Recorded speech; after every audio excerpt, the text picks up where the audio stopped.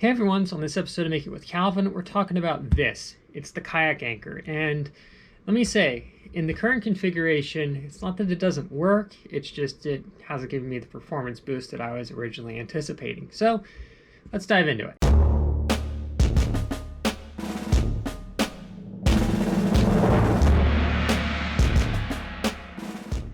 So first of all, this is still the same 2.5 pound weight that I used originally.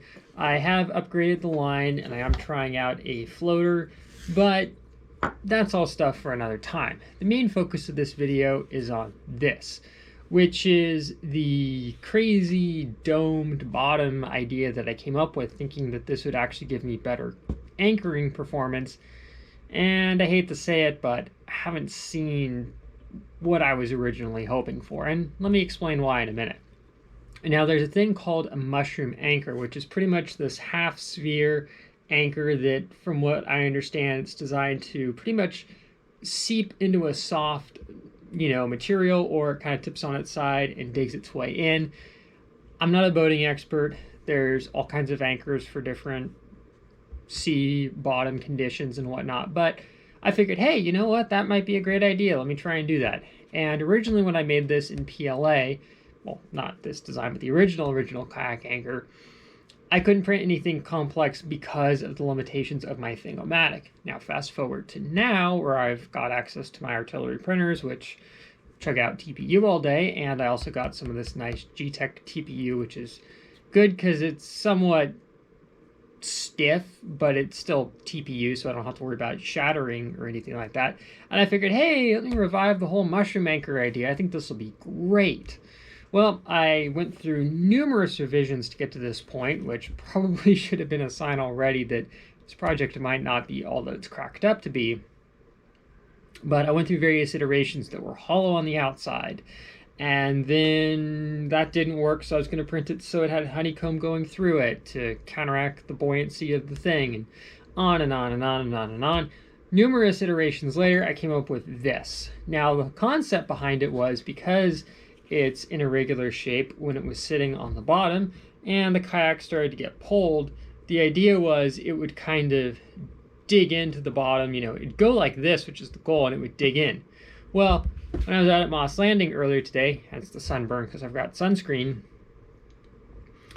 the problem is, at least in those conditions, the sand is your typical wet sand, which might as well be concrete. Stuff's really dense. So I went to apply a little bit of force on the anchor and it just went. Yeah, it's not to say that it can't work doing that. It's just in those conditions, it definitely didn't work as well as I had anticipated. Now, if I was in more marshy conditions, like, say, Kirby Point, which is the backside of Elkhorn Slough, I think this might actually work a little better. But in the current conditions, which would be a sandy bottom, which would be most of the areas that I would be kayaking, or even we'll just say a gravelly bottom, I don't think this current setup is going to work very well. Now, one other thing I noticed that's unrelated to the bottom of this is the fact that in strong current conditions, Moss Landing is notorious for having a very strong tidal flow both in and out, and there are numerous warnings about it because of the fact that kayakers have gotten stranded in areas that they shouldn't have been because of the very fast rate that it fills up and drains with water. 2.5 pounds was not enough to hold me against a decently strong current. Now, obviously, that's a totally different problem altogether, but the point still stands that this is by no means a finished product. Now, does that mean that I'm going to take and just bend this anchor? No, definitely not. It is functional, and I really like the concept. It's nice and tiny, and it definitely works in calm conditions. If I'm just, say, paddling around, a harbor or something, and I just need to drop anchor for a minute or something, it's perfectly fine.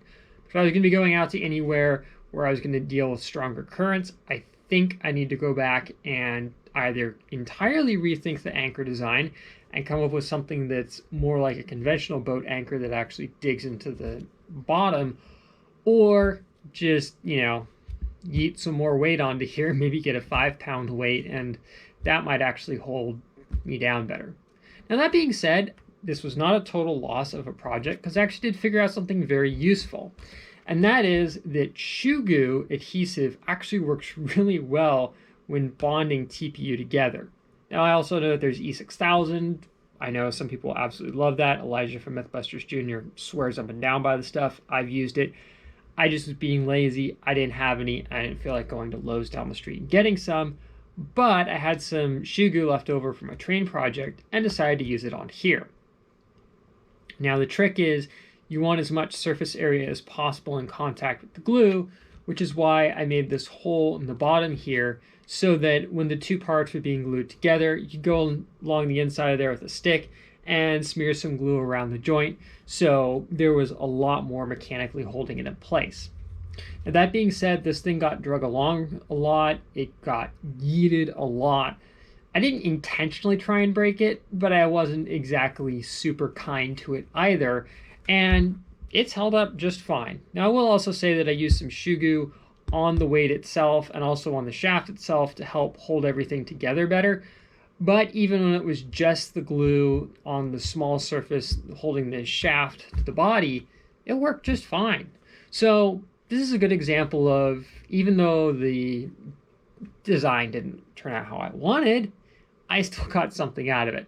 So I'll conclude the video with a time lapse of this printing, me paddling around a little bit, some underwater shots, all that good stuff. So hope you guys enjoyed, and I'll see you next time on Make It with Galvin.